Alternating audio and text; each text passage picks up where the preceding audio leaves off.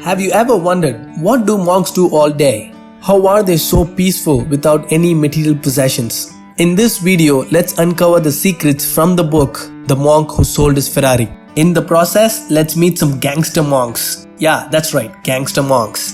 And at the end, let's learn a question that will change your life forever. Julian Mantle was a brilliant, handsome and fearless lawyer. Julian's outrageous courtroom theatrics regularly made the front page of the newspaper. He was tough, hard-driven and was willing to work 18 hours a day for success. He achieved everything most people ever wanted. An outstanding professional reputation with an income in 7 figures, a private jet, a private island and his most prized possession, a shiny red Ferrari.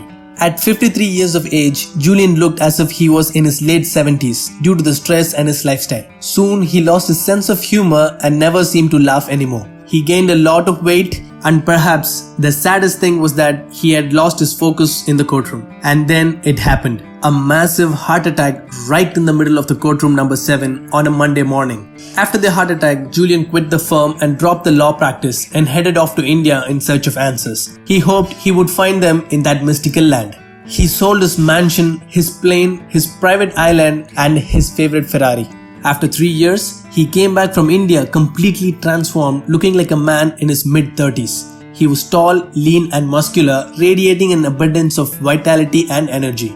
A totally transformed Julian Mantle came back to share his wisdom with his best friend. What happened in those 3 years? When he landed in India, he traveled across many tiny villages, some by foot and some by train.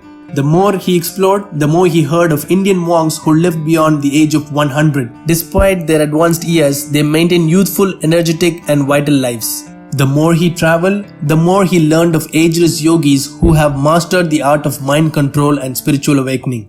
He wanted to understand the secrets behind these miracles of human nature, hoping to apply their philosophies in his own life. Julian began the journey to find the mystical band of sages who lived highly in the Himalayas. After climbing for 7 straight days, Julian finally saw a monk high up in the mountain who indeed was one of the sages he was looking for. They were called the great sages of Sivana. Sivana means oasis of enlightenment. The head monk, Yogi Raman, welcomed Julian with open hands and took him in their temple, which was located in the mountain hidden from plain sight. Yogi Raman taught Julian the principles and the rituals practiced by the sages for thousands of years. Due to these principles, the sages lived well over 100 years with supreme health, peace and extraordinary satisfaction. The first principle is to guard your mind.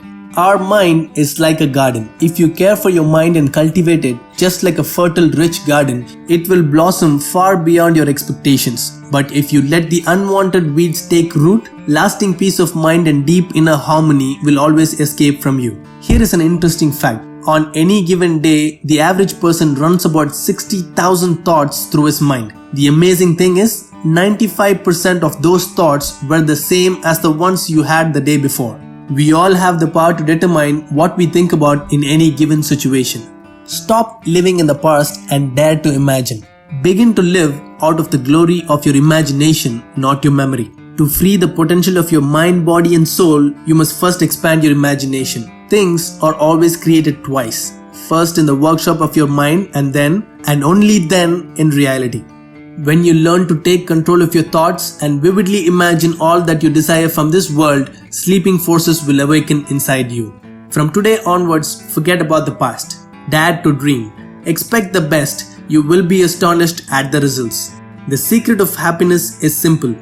Find out what you love to do and then direct all your energy towards doing it. If you study the happiest, healthiest and most satisfied people of our world, you will see that each and every one of them had found their passion in life and then spent their days pursuing it.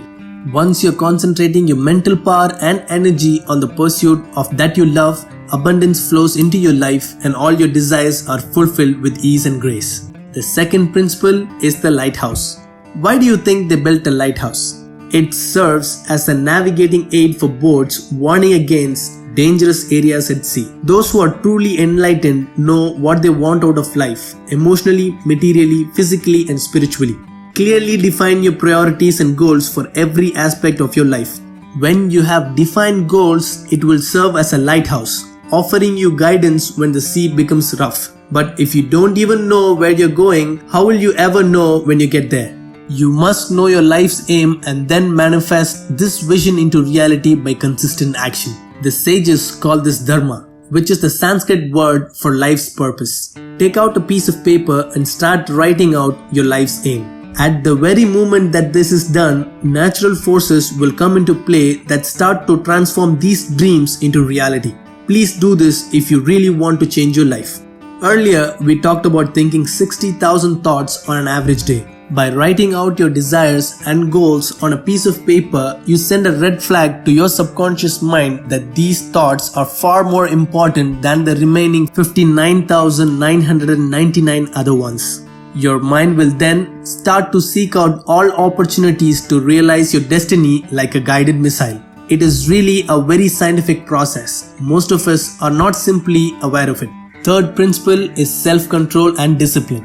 The power of self-control and discipline will help you build a richer, happier, and more enlightened life. Have you ever looked at a wire cable closely? Well, have a look at it sometime. You will see that it consists of many thin, tiny wires placed one on top of the other. Alone, each one is flimsy and weak, but together, the cable becomes tougher than iron. Self-control and willpower are similar to this. To build a will of iron, it is essential to take small, tiny acts to build a personal discipline. The old African proverb says it best: when spider webs unite, they'll tie up a lion.